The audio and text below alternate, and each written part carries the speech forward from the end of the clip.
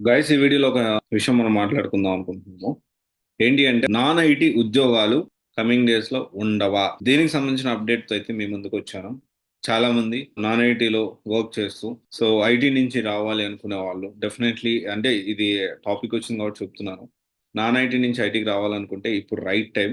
ఇప్పుడైతే ఓపెనింగ్స్ కానీ కాల్స్ కానీ ఉన్నాయి. డెఫినెట్లీ మీరు ఆలోచించి నిర్ణయం తీసుకోవచ్చు. సరే, దాని గురించి పక్కన పెడితే అసలు ఏంటి, దేని గురించి ఎందుకు అలా మాట్లాడుతూ ఉన్నారంటే, మెయిన్ గా టీసీఎస్ చీఫ్ ఎగ్జిక్యూటివ్ ప్రతివాసన్ ఏమన్నారంటే, ఇండియాలో ఏంటి అంటే ఎక్కువగా ఈ కాల్ సెంటర్స్ వాటి మీద అన్ని ఎంఎన్సీ కంపెనీస్ అన్నిటిలో కూడా దీనికి సంబంధించిన బీపీఓ అనేది ఉంటుంది. దాంట్లో ఎక్కువగా ఇండియా అనేది కొంతవరకు డిపెండ్ అయ్యి ఉండింది. బెంగళూరులో ఆల్మోస్ట్ 10 నుంచి 12 వేల సెంటర్ కంపెనీస్ అంటే BPO jobs, BPO related companies అయితే ఉన్నాయి. అండ్ దీనికి సంబంధించి ఏఐ వల్ల ఇప్పుడు ఆ జాబ్స్ అన్ని వెళ్ళిపోయి మామూలుగా ఏంటి అంటే డైరెక్ట్ గా అంతా కూడా ఇంత ఆల్రెడీ ఐవీఆర్ సిస్టమ్ వచ్చినా కొంత తగ్గింది. ఈ ఏఐ వల్ల ఇంకా ఆ ఇంపాక్ట్ అనేది ఉండబోతా ఉంది. అండ్ ఇంకొక విషయం మనం అర్థం చేసుకోవాలి ఏంటి అంటే, జాబ్స్ అనేవి చాలా హ్యూజ్ గా, నాన్ ఐటీ జాబ్స్ అనేవి మొత్తం ఒకటేసారి నెక్స్ట్ 3 to 5 years లో అసలు ఉండకపోవచ్చు. ఈ టెక్ సపోర్ట్ కానియండి, పూర్తిగా ఉండకపోవడం అని కాదు, 70-80% ఉద్యోగాలు కోల్పోబోతున్నారు. కృతివాసన్ ఇంకొక విషయం కూడా అన్నారు. అందరూ అంటున్నట్టు ఈ సాఫ్ట్వేర్ సైడ్ అందరూ ఈ ఏఐ వల్ల సాఫ్ట్వేర్ ఇంపాక్ట్ ఉంటుంది అంటున్నారు. కానీ ఏఐ వల్ల సాఫ్ట్వేర్ ఇంకా ఉద్యోగాలు, కొత్త ఉద్యోగాలు, మేబీ ఉన్న ఉద్యోగాలు కొంత ఉండకపోవచ్చు, కానీ కొత్త ఉద్యోగాలు, న్యూ టైప్ ఆఫ్ జాబ్స్ అనేవి క్రియేట్ అవుతాయని చెప్తా ఉన్నారు.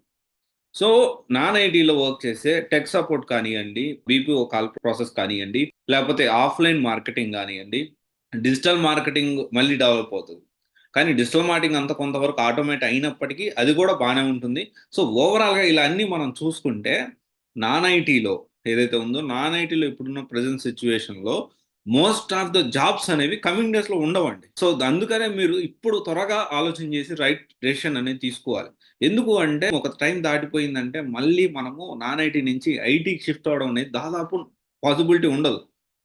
ఇప్పటికే చాలామంది పాసిబిలిటీ లేకుండా సంవత్సరాలు 13 ఇయర్స్ నుంచి 14 ఇయర్స్ నుంచి ఈ 8,00,000 ప్యాకేజ్‌తో, 10,00,000 ప్యాకేజ్‌తో, 7,00,000 ప్యాకేజ్‌తో అంటే నెలకి 50,000-60,000 సంపాదిస్తూ నేను ఫ్యామిలీని రన్ చేసే పరిస్థితుల్లో నేను ఎలాగైనా గాని నేను ఖచ్చితంగా ఫర్దర్‌గా ఐటీలోకి మూవ్ అవ్వాలి సార్ అని చెప్పి అడుగుతా ఉన్నారు. పాసిబిలిటీ ఉండదు కొన్ని సార్లు.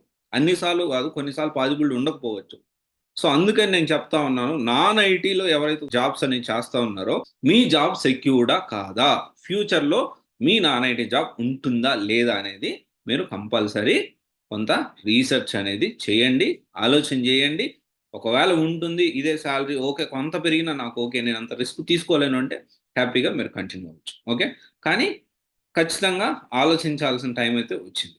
ఓకే. ఆలోచించండి. All the best.